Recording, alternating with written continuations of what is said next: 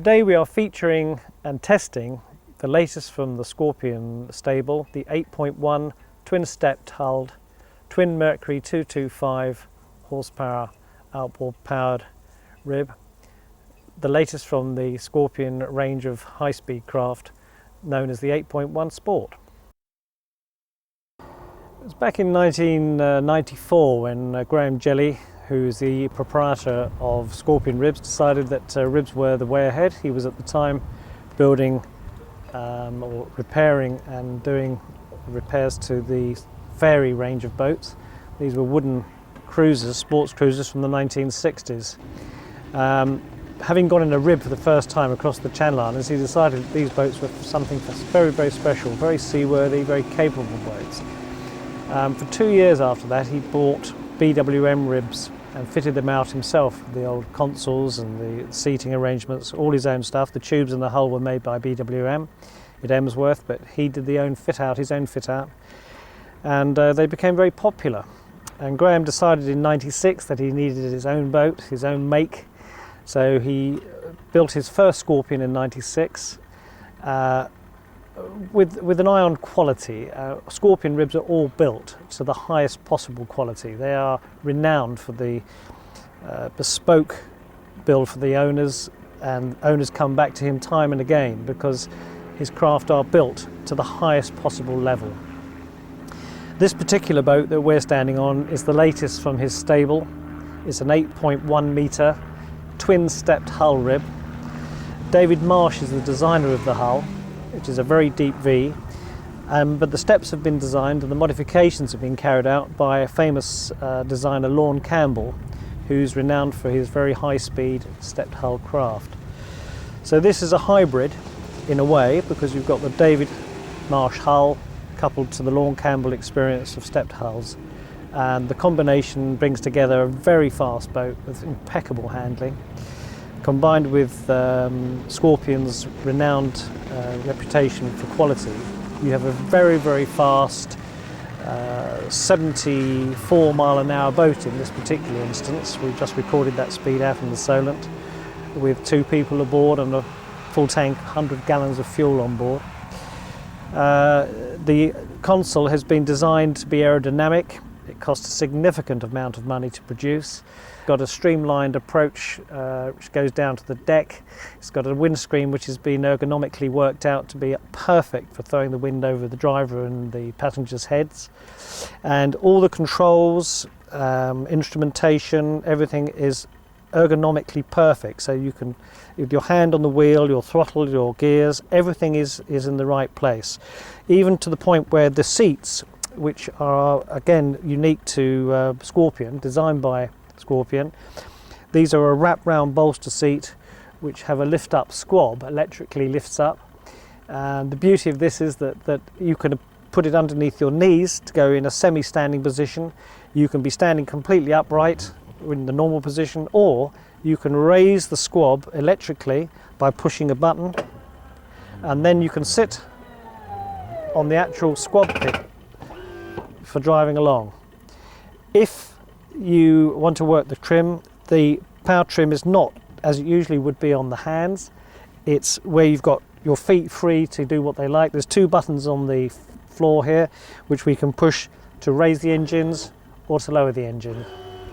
This works really well at high speed. It means you can focus by keeping your hands on the wheel or on the throttles without having to take your hands off of something else, and really makes a big difference to the way the boat sits at high speed.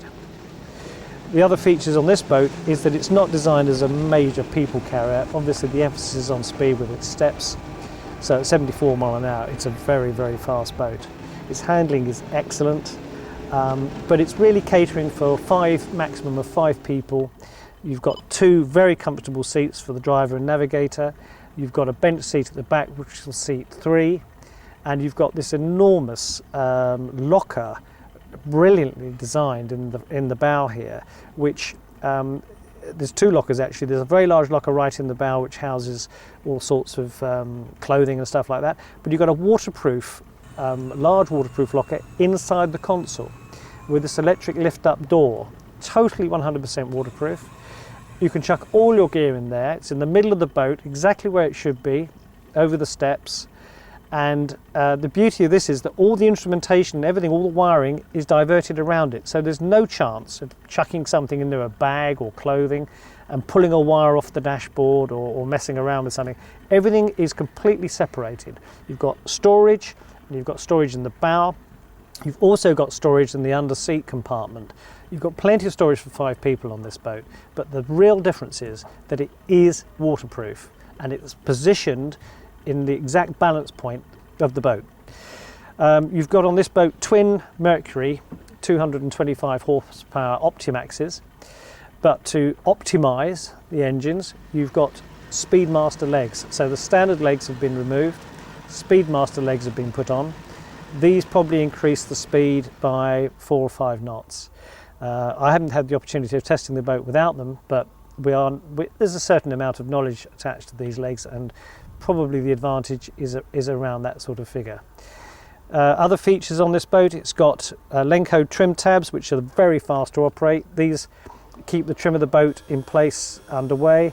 You can individually operate them port and starboard, so if there's a wind blowing from the port side making the boat lean slightly to port, you can push that trim tab down to level it. If you're running in very heavy head seas, you can trim the trim right down so that you can bury the nose down. There's no water ballast on this boat, but the trim tabs, I'm told, work perfectly adequately. So the Lenco trim tabs are very fast reacting, unlike some trim tabs which are very slow.